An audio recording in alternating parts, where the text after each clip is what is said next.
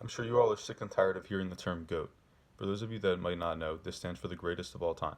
Today I'm going to show you who the GOAT of basketball is. I'll be looking into how LeBron James of the Los Angeles Lakers is better than Michael Jordan. Before I begin, I'd like to address LeBron's frequent comparison to the late Kobe Bryant. Before I say this, rest in peace to Kobe Bryant. I don't mean any disrespect to him by bringing him up in this argument.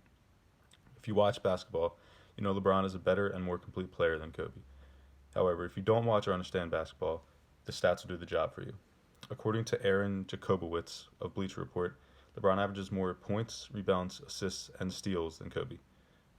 In all of these categories, LeBron averages a higher number in both the regular season and the postseason. LeBron has unarguably been the best player on every team he's been a part of since he entered the league in 2003. Kobe, however, had one of the most dominant players of all time on his team for 3 out of his 5 championships. Kobe has only 2 rings while being the best player on the team, as Shaq carried him to 3 of his other ones. However, LeBron has been the best player on his team for all 3 of his rings, and he'll still be in the league for at least 4 to 5 more years. Now that the blasphemous Kobe is the GOAT argument has been proven wrong, I'll move on to the classic LeBron versus Jordan debate. LeBron is simply a more efficient player than Jordan ever was. I'll provide some stat comparisons thanks to Basketball Reference. LeBron's career field goal percentage is 50.4, while Jordan's was just 49.7. LeBron has also shot much better from beyond the three-point line, as his percentage is 34.4, while Jordan's was 32.7. Similarly, Jordan and LeBron both struggled from the three-point line earlier on in their career.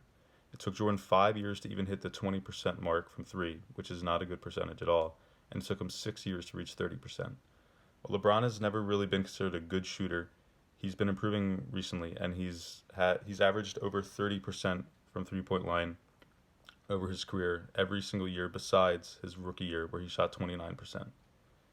Many Jordan fans discard this argument, but the NBA today is made up of taller, stronger, and more athletic players than it was when Jordan played. The only stat I have to prove this is from the Hoops Geek, which states that the average NBA height today is an inch taller than it was when Jordan played. This isn't very significant, but if you watch highlights or a full game from Jordan's era, you'll see what I mean. You can immediately tell that the level of competition and athleticism is way lower than today's game.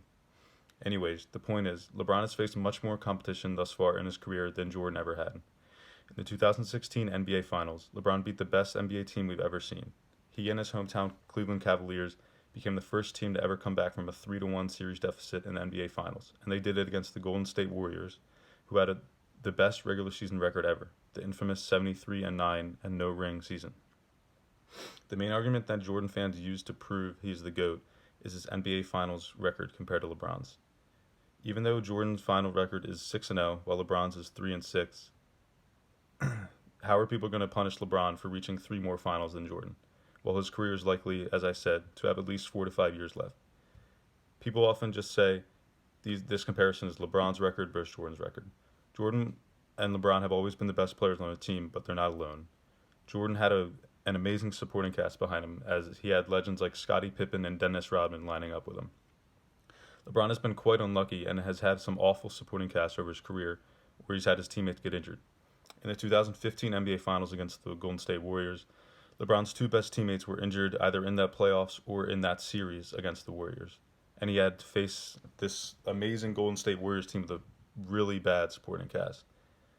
The Cavaliers ultimately lost that series, and Andre Iguodala of the Warriors was awarded the Finals MVP, and this was mostly due to his performance from locking up LeBron and playing good defense on him. However, LeBron averaged 35 points, 13 rebounds, and 9 assists in that series, and he dropped 40 every game after Kyrie Irving was injured. So I don't know how that's getting locked up by Iguodala. That doesn't sound like very good defense to me. Furthermore, Jordan was knocked out of the first round of the playoffs 3 times in his career, while LeBron has never lost in the opening round. Another flaw in Jordan's career I don't hear enough is that during his run of titles, the NBA was expanding. According to How They Play, between 1988 and 1995, 6 NBA teams were added to the league. All 6 of these teams had pathetically bad losing records in the NBA during Jordan's time, attributing even more to the fact that the NBA was much weaker when Jordan played than it is today. I could go on and on with the stats and facts that prove LeBron is better than Jordan, but I'll leave it at that. If any of you here play basketball, especially competitively, you know LeBron is a special player. He is the most willing passer we've ever seen and has unbelievable vision that Jordan could only dream of being able to have. He has the ability to go and get you 30 points while providing for his teammates with 10 plus assists, grabbing 10 plus rebounds, and playing good defense. He is straight up better than Jordan, but some people's nostalgia make them hold on to Jordan's abilities. Don't be one of them. Don't ignore the fact that LeBron's stats are superior to Jordan's. Don't ignore that LeBron has the most impressive finals win of all time. And don't ignore that LeBron James is a better basketball player than Michael Jordan.